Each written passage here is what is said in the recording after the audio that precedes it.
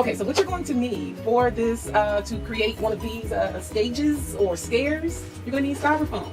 All you're doing is styrofoam. I don't know if you can notice that these are 1-inch stairs. I don't like this, not exactly. It's okay, it works, but I wish I had have done the stairs a little bit longer. So instead of doing 1-inch stairs, we're going to use 1.5-inch length stairs, the hangover part where they're going to stand on. For this project, you're going to need 2 of 11.5 inches by 0.98 inches by 11.5 inches by 17.8 inches. You're going to need 2 of these, and you're going to need 1 of the 0.9 inch by 11.8, 0.9 inch by 11.8 inch by 35.8 inches. One of these, not that thick.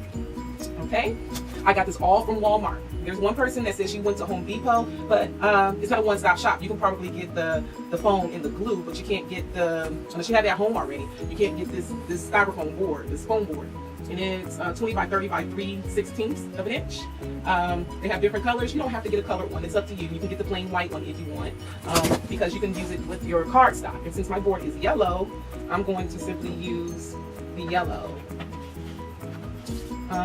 So this is the closest I can get to yellow. Or maybe we can use blue. Yeah, I'm going to use blue. Let's see how that works. Yellow and blue. And if it doesn't match, we can always cover up the styrofoam color, so it's no big deal. Instead of trying to match it, because this is kind of more like an orange than yellow. So I'm thinking the blue will go with it. So that's what you're going to need. And then since I like to use a lot of glue and I'm working with styrofoam, it only made sense to get styrofoam glue. But you don't need to get the styrofoam glue. You can get Gorilla Glue. You can get any of those Gorilla Glues, arts and craft glues. I don't know if Elmer's glue would work, but I did see some extreme Elmer's school glue or something like that. It was in the arts and craft section at Walmart, so who knows? It may work, it's up to you, but I was sticking with the styrofoam glue because I'm working with styrofoam or foam, period.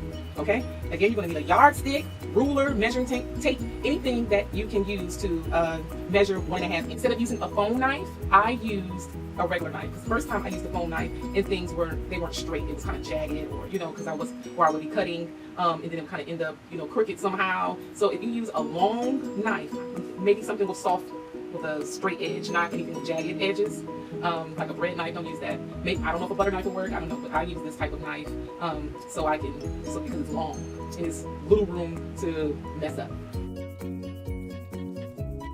Okay, so I'm simply going to cut open the styrofoam. Trying my best not to break it because it is styrofoam. And what you will find that it can be like dusty like, how rough they were with it at the store. So when you pull this out, don't think you're not going to have to vacuum. You're going to have to vacuum after doing this project. It's going to be foam dust all over the place.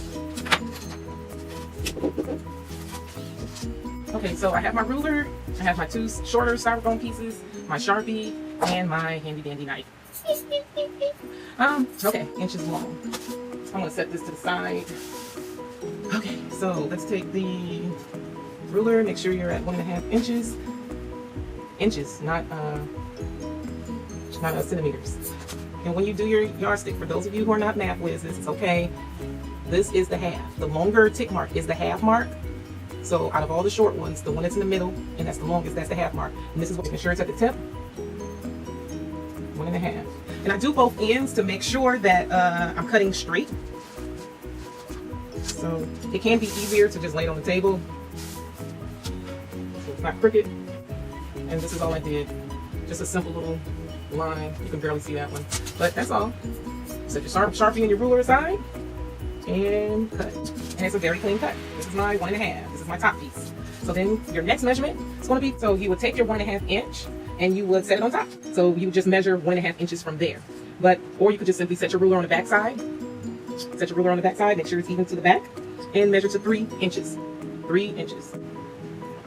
So what I'm going to do is mark my edges just like I did the first time. So this is 3 inches. Do it again over here.